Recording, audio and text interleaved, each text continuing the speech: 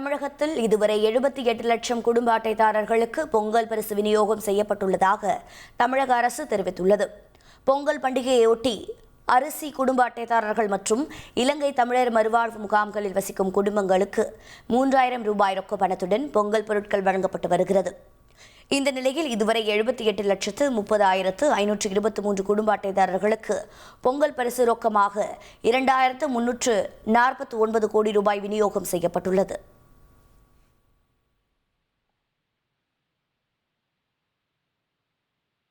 முன்னாள் முதலமைச்சர் கருணாநிதி இலவச வண்ண தொலைக்காட்சி வழங்கி மாற்றத்தை ஏற்படுத்தியது போல் தற்போது தமிழக அரசு மாணவர்களுக்கு இலவச லேப்டாப் வழங்கி வருவதாக துணை முதலமைச்சர் உதயநிதி ஸ்டாலின் தெரிவித்துள்ளார்.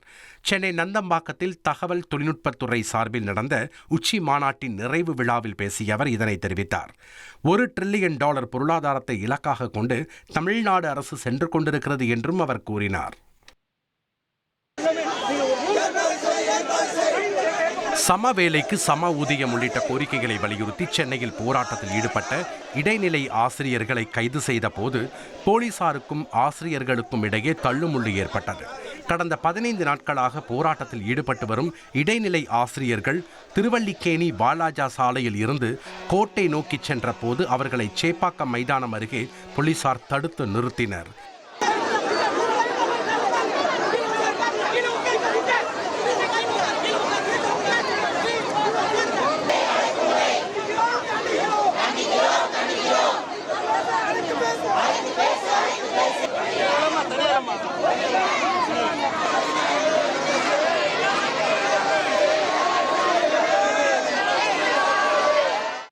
தடையை மீறி செல்ல முயன்ற ஆசிரியர்களை போலீசார் குண்டுக்கட்டாக தூக்கி கைது செய்து வாகனங்களில் ஏற்றினர்.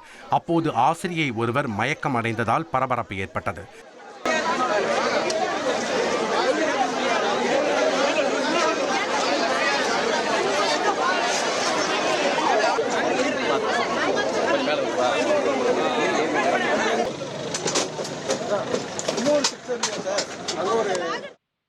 கைது நடவடிக்கையின் போது போலீசார் அநாகரிகமாக நடந்து கொண்டதாக பெண் ஆசிரியர்கள் குற்றம் சாட்டினர்.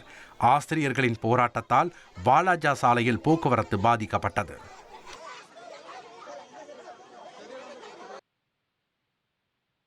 கச்சத்தீவு புனித அந்தோணியார் ஆலய வருடாந்திர திருவிழா ஏற்பாடுகள் குறித்து யாழ்ப்பாணத்தில் ஆரம்பகட்ட ஆலோசனைக் கூட்டம் நடைபெற்றது. பிப்ரவரி 27 மற்றும் 28ஆம் தேதி நடைபெறவிருக்கும் விழாவை பாதுகாப்பாகவும் சிறப்பாகவும் நடத்துவது தொடர்பாக யாழ் மாவட்ட அரசாங்க அதிபர் மர்தலிங்கம் பிரதீபன் தலைமையில் விரிவாக கலந்துரையாடப்பட்டது.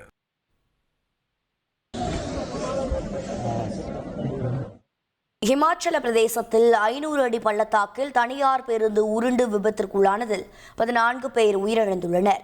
இமாச்சல பிரதேச மாநிலம் சிர்மௌர் மாவட்டத்தில் 40 பயணிகளுடன் சென்ற பேருந்து மலைப்பாதையில் சென்று கொண்டிருந்த போது திடீரென கட்டுப்பாட்டை இழந்து 500 அடி ஆழமுள்ள பள்ளத்தாக்கில் உருண்டு விழுந்து விபத்திற்குள்ளானது.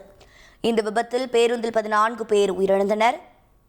சம்பவ இடத்தில் இருந்து பொதுமக்கள் திரண்டு மீட்பு பணிக்கு உதவிய காட்சிகள் வெளியாகியுள்ளன. காயமடைந்த பயணிகள் மருத்துவமனைக்கு சிகிச்சைக்காக அழைத்துச் செல்லப்பட்டனர்.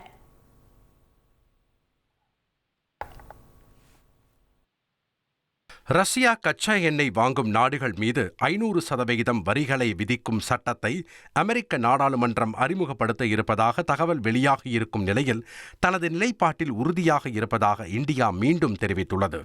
இது தொடர்பாக வெளியான தகவல்களை உன்னிப்பாக கவனித்து வருவதாக தெரிவித்துள்ள இந்திய வெளியுறவு அமைச்சகம், இந்தியாவின் எரிசக்தி அணுகுமுறை உலக சந்தை நிலவரம் மற்றும் மக்களின் தேவையை பூர்த்தி செய்வதை பொறுத்தது என்று தெரிவித்துள்ளது. திகார் சிறையில் அடைக்கப்பட்டுள்ள Umar காலிதுக்கு New York mayor Zohran Mamdani கடிதம் எழுதி சில கருத்துக்களை கூறியிருந்த நிலையில் அதற்கு எதிர்ப்பு தெரிவித்து இந்திய வெளியுறவு அமைச்சகம் கண்டனம் தெரிவித்துள்ளது. இது தொடர்பாக செய்தியாளர்கள் சந்திப்பின் போது இந்திய வெளியுறவு அமைச்சக செய்தி தொடர்பாளர் ரந்தீர் ஜெய்ஸ்வால், பிற ஜனநாயக நாடுகளில் நீதித்துறையின் சுதந்திரத்தை பொது பிரதிநிதிகள் மரியாதையுடன் மதிக்க வேண்டும் என்றும் தனிப்பட்ட பாகுபாட்டை வெளிப்படுத்துவது அதிகாரத்தில் இருப்பவருக்கு அழகல்ல என்றும் தெரிவித்துள்ளது. கேரள மாநிலம் ஆலப்புழாவில் புதர்களுக்கு இடையே 4 மலைப்பாம்புகள் சீறியது பெரும் அதிர்ச்சியை ஏற்படுத்தியது. ஆலப்புழா ஓடையில் முட்புதர்களுக்கு இடையே 4 மலைப்பாம்புகள் சீறியவாறு கிடந்தன. இதை அறிந்த வனத்துறையினர் லாவகமாக அவற்றை பிடித்து வனப்பகுதியில் விடுவித்தனர். இந்த சம்பவம் தொடர்பான வீடியோ சமூக வலைதளங்களில் வைரலானது.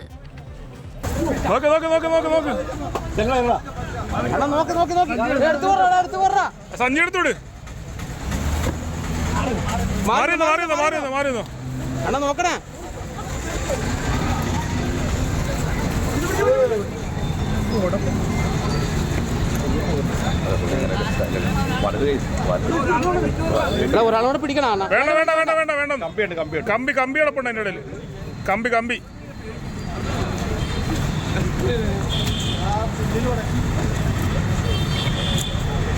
ഇത് ചെറുതാടാ. ഇതൊന്നും അല്ലടാ, വലുതൊരെണ്ണുണ്ടാ. വേറെ വലുതെണ്ണം ഉണ്ടായിരുന്നു. ഇത് ചെറുതായത്. ആ ഇത് കുഞ്ഞാ.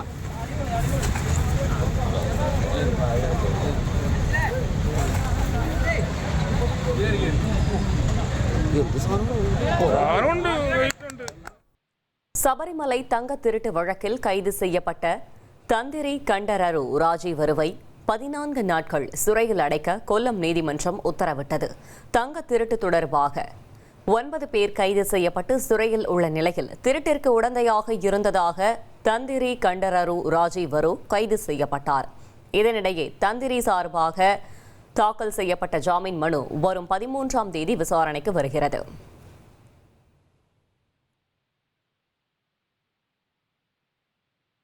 திருவனந்தபுரம் அருகே இருசக்கர வாகனம் மீது ஜீப் மோதி பெண் உயிரிழந்தது சோகத்தை ஏற்படுத்தியது. முன்னதாக ஜீப் தறிக்கெட்டு ஓடி மின் கம்பத்தில் மோதிய வீடியோ சமூக வலைதளத்தில் வைரலாக பரவியது. இதனிடையே ஜீப் மோதியதில் இருசக்கர வாகனத்தில் பயணித்த அம்பிகா உயிரிழந்த நிலையில் அவரது கணவர் படுகாயமடைந்தார். மோதிய வாகனத்தில் இருந்தவர்கள் இறங்கி ஓட முயற்சித்த நிலையில் அப்பகுதி மக்கள் அவர்களை பிடித்து போலீசாரிடம் ஒப்படைத்தனர். கன்னியாகுமரியைச் சேர்ந்த கல்லூரி மாணவர்கள் சென்ற பேருந்து மீது கனரக லாரி மோதியது. 50க்கும் மேற்பட்ட தனியார் மகளிர் கல்லூரி மாணவர்கள் சென்ற பேருந்து மீது தக்கலை அருகே எதிரே வந்த லாரி மோதியது. இதில் பேருந்தின் முன்பகுதி பலத்த சேதமடைந்ததால் வெளியே வர முடியாமல் தவித்த மாணவிகளை தீயணைப்பு படையினர் பத்திரமாக மீட்டனர். அதிர்ஷ்டவசமாக இந்த விபத்தில் உயிரிழப்பு எதுவும் ஏற்படவில்லை.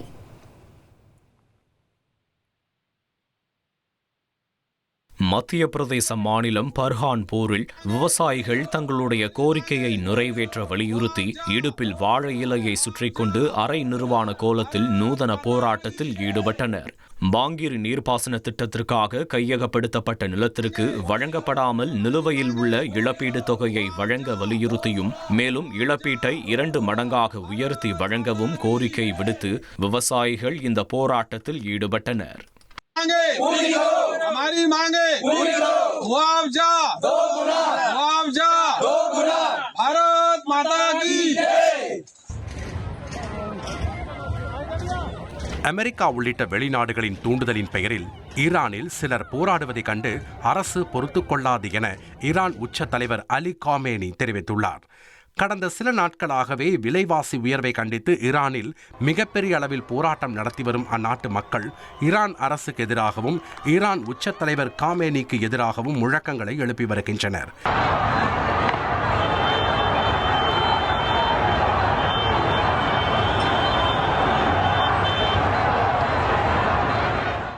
இந்த நிலையில் ஈரானில் மக்களின் வெளியுலக தொடர்பை துண்டிக்கும் விதமாக ஈரான் முழுவதும் இன்டர்நெட் சேவை துண்டிக்கப்பட்டதோடு தொலைபேசிகள் செயல்படவில்லை என்றும் கூறப்பட்டது. அதோடு பல விமான சேவைகளும் ரத்து செய்யப்பட்டுள்ளன. இங்கிலாந்தில் உள்ள வோல்வர்ஹாம்ப்டன் நகரில் கடுமையான பனிப்பொழிவு ஏற்பட்டுள்ளது. இதனால் வீட்டின் முன் நிறுத்தப்பட்ட வாகனங்கள் மீது பனி உறைந்து காணப்படும் காட்சிகள் வெளியாகியுள்ளது. மேலும் அப்பகுதியில் வசிக்கும் மக்கள் பனிப்பொழிவை ரசித்தவாறு நடைப்பயிற்சி மேற்கொள்கின்றனர்.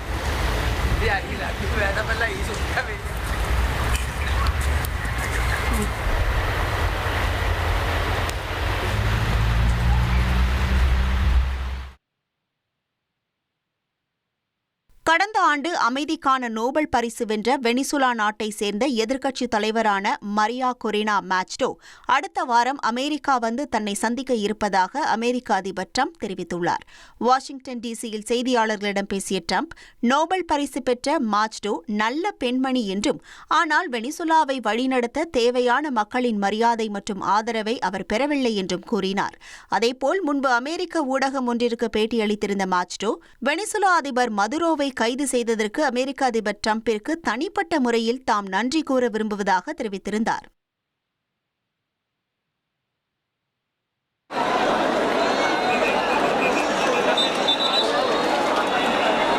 பிலிப்பைன்ஸ் தலைநகர் மணிலாவில் ஆண்டுதோறும் நடைபெறும் பிளாக் நசரேயன் ஊர்வலம் எனப்படும் இயேசுவின் உருவத்தை போற்றும் நிகழ்வு விமரிசையாக நடைபெற்றது. 4,39,000 கிறிஸ்தவர்கள் இதில் கலந்து கொண்டு 17ஆம் நூற்றாண்டைச் சேர்ந்த சிலுவை தாங்கிய கருப்பு உருவத்தில் உள்ள இயேசுவின் சிலையை ஊர்வலமாக கொண்டு சென்றனர்.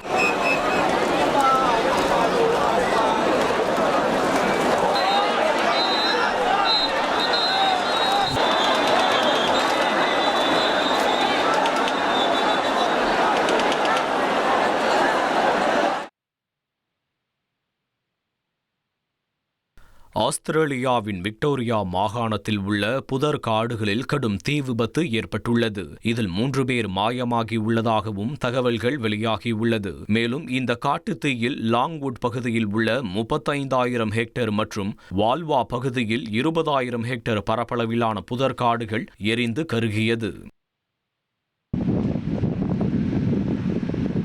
கடந்த சில ஆண்டுகளாகவே கோடை காலங்களில் பரவும் காட்டுத் தீயால் ஆஸ்திரேலியா கடும் சேதங்களை சந்தித்து வருகிறது.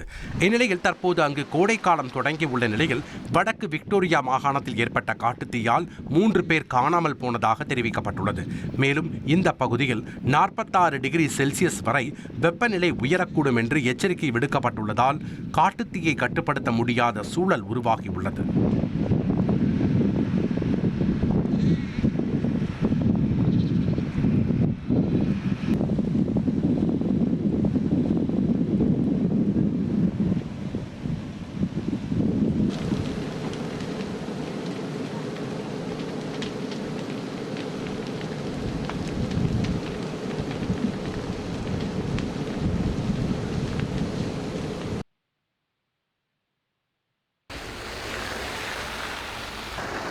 வடக்கு ஜெர்மனியில் உறைபனி தாக்கம் காரணமாக சாலை, ரயில் மற்றும் விமான போக்குவரத்து கடுமையாக பாதிக்கப்பட்டுள்ளது. ஹம்பர்க் நகரில் பனிப்படர்ந்த சாலைகளால் போக்குவரத்து நெரிசல் ஏற்பட்டது. பெர்லின் விமான நிலையத்தில் விமானங்கள் தரையிறங்குவதற்காக ஓடுபாதையில் குவிந்து கிடக்கும் பனியை அகற்றும் பணி மேற்கொள்ளப்பட்டது.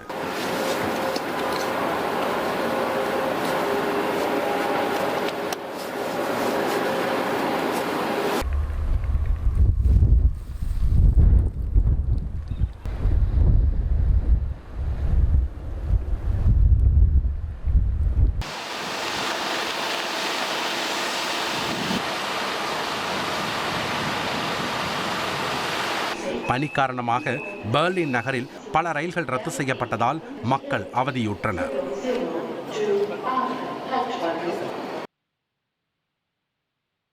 அமெரிக்காவுடன் ஒத்துழைப்பு காட்டியதால் வெனிசுலா மீதான 2ஆம் கட்ட தாக்குதலை ரத்து செய்ததாக அமெரிக்க அதிபர் டொனால்ட் ட்ரம்ப் தெரிவித்துள்ளார்.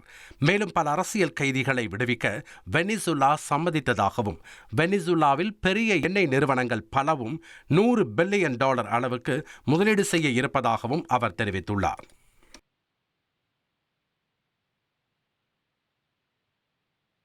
வடக்கு அட்லாண்டிக்கில் வெனிசுலா எண்ணெய் வர்த்தகத்துடன் தொடர்புடைய ரஷ்ய கொடி ஏந்திய கப்பலை அமெரிக்கா கைப்பற்றியிருந்த நிலையில் கப்பலில் இருந்த 2 ரஷ்ய பணியாளர்களை அமெரிக்கா விடுவித்துள்ளது. இதற்கு ரஷ்யா அமெரிக்காவிற்கு நன்றி தெரிவித்துள்ளது. முன்னதாக அமெரிக்காவின் இந்த நடவடிக்கை வெனிசுலாவின் கச்சா எண்ணெயை கட்டுப்படுத்தும் முயற்சி சட்டவிரோதமானது என ரஷ்யா குற்றம் சாட்டியிருந்தது. கனமழை எச்சரிக்கையை தொடர்ந்து 90 பேர் கொண்ட பேரிடர் மீட்பு படையினர் நெல்லை மாவட்டத்தில் முகாமிட்டுள்ளனர். குறைந்த காற்றழுத்த தாழ்வு பகுதி எச்சரிக்கையால் மேட்டுப்பாளையத்தில் இருந்து வந்த பேரிடர் மீட்பு படையினர் ஆயுதப்படை வளாகத்தில் தங்க உள்ளனர். ரப்பர் படகுகள், கயிறுகள், ஜெனரேட்டர்கள், விளக்குகள் உள்ளிட்ட பாதுகாப்பு உபகரணங்களுடன் தயார் நிலையில் உள்ளனர்.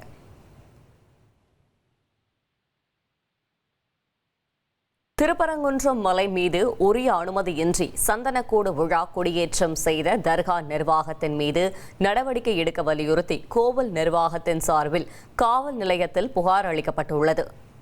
தலவிருட்சமான கல்லத்தி மரத்தில் கொடியேற்றியது தொடர்பாக இந்து சமய அறநிலையத்துறைக்கு நீதிபதி சுவாமிநாதன் அடுத்தடுத்து கேள்வி எழுப்பிய நிலையில் கோவில் நிர்வாகம் சார்பில் சந்தனக்கூடு கொடியை அகற்ற வலியுறுத்தி காவல் நிலையத்தில் புகார் அளிக்கப்பட்டது.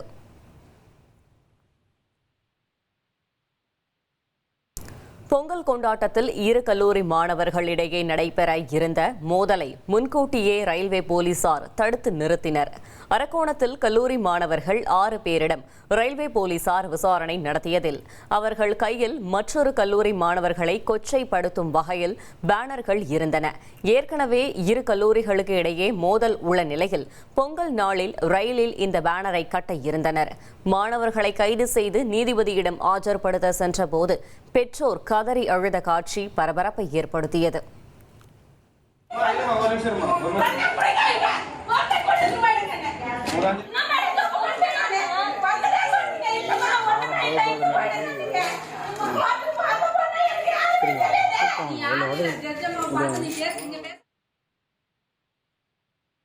காஞ்சிபுரத்தில் வாகன விபத்து வழக்குகளில் முறைகேடுகளில் ஈடுபட்ட வழக்கறிஞரை சிபிசிஐடி போலீசார் கைது செய்தனர். காஞ்சிபுரத்தைச் சேர்ந்த வழக்கறிஞர் பத்மநாபன் என்பவர் விபத்து வழக்குகளில் ஆள் மாறாட்டம், போலி ஆவணங்கள் சமர்ப்பித்தல் போன்றவை செய்தது கண்டுபிடிக்கப்பட்டது. இன்சூரன்ஸ் நிறுவனங்களிடமிருந்து இழப்பீட்டுத் தொகை பெறுவதில் மோசடி செய்ததும் தெரியவந்தது.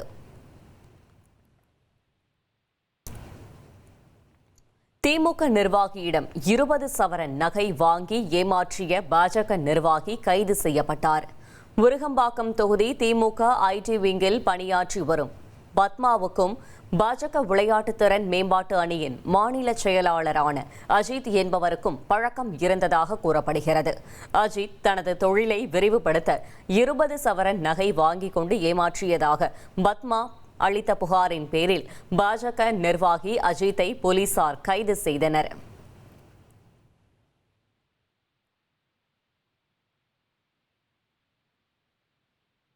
சென்னையில் முதிய தம்பதியரை செல்போனில் தொடர்பு கொண்டு போலீஸ் போல் மிரட்டி 20 லட்சம் ரூபாய் அபகரித்த வழக்கில் முழு பணமும் மீட்கப்பட்டுள்ளது.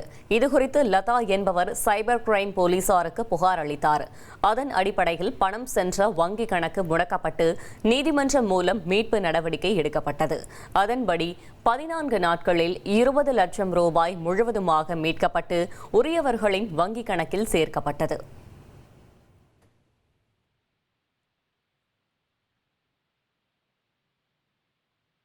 மதுரையில் ஜல்லிக்கட்டு போட்டிகளில் திருநங்கைகள் வளர்க்கும் மாடுகளுக்கு அனுமதி வழங்க வேண்டும் என ஆட்சியரிடம் மனு அளிக்கப்பட்டுள்ளது. 20க்கும் மேற்பட்ட காளைகளுடன் வந்த திருநங்கைகள் ஆண்டுதோறும் தாங்கள் வளர்க்கும் மாடுகளுக்கு டோக்கன் கிடைப்பதில்லை என ஆட்சியரிடம் முறையிட்டனர். திட்டமிட்டு தாங்கள் புறக்கணிக்கப்படுவதாகவும் திருநங்கைகள் புகார் தெரிவித்தனர்.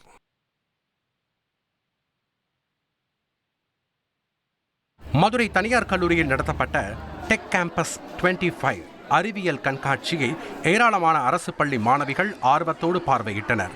மாணவிகளின் அறிவியல் ஆர்வத்தை தூண்டும் விதமான கண்டுபிடிப்புகள் இதில் இடம்பெற்றன. இந்த கண்காட்சியை கணினி அறிவியல், தகவல் தொழில்நுட்பம் உள்ளிட்ட துறைகள் இணைந்து ஏற்பாடு செய்துள்ளன. நீலகிரி மாவட்டம் காரக்குறையில் படுகர் இன மக்களின் பாரம்பரிய பண்டிகையான ஹெத்தையம்மன் திருவிழாவை முன்னிட்டு பூக்குண்டம் இறங்கும் நிகழ்ச்சி விமரிசையாக நடைபெற்றது.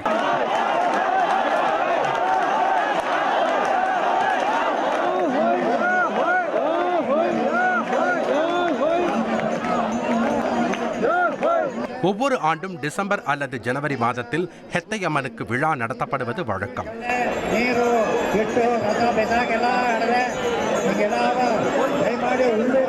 இந்நிலையில் பூக்குண்டம் இறங்கும் நிகழ்ச்சியில் வெள்ளை நிற உடை அணிந்த திரளான பக்தர்கள் கலந்து கொண்டு ஹெத்தையம்மனை வழிபட்டனர்.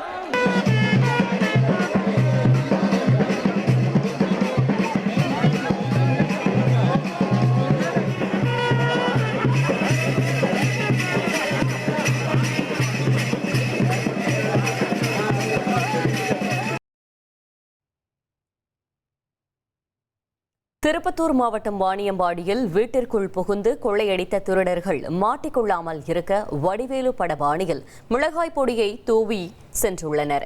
நேதாஜி நகர் பகுதியைச் சேர்ந்த ஜாவித் என்பவர் குடும்பத்துடன் வெளியூர் சென்றிருந்தார். இவரது வீட்டிற்குள் புகுந்த கொள்ளையர்கள் 5 சவரன் நகை, 50,000 பணம் ஆகியவற்றை கொள்ளையடித்துவிட்டு மிளகாய் பொடியை தூவி சென்றனர்.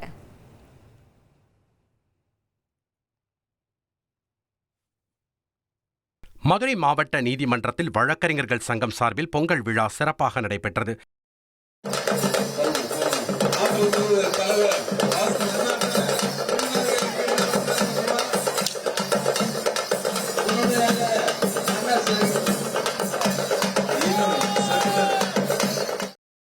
வழக்கறிஞர்கள் ஒன்று சேர்ந்து நீதிமன்ற வளாகத்தில் பொங்கல் வைத்து படையலிட்டு அனைவருக்கும் சர்க்கரை பொங்கலை வழங்கினர். மேலும் இந்த பொங்கல் விழாவில் பாரம்பரிய விளையாட்டான பானை உடைத்தல் போட்டி மற்றும் தப்பாட்டம், கேரள செண்டை மேளங்கள் முழங்க, ஒயிலாட்டம் போன்ற கலை நிகழ்ச்சிகளும் கோலாகலமாக நடைபெற்றது.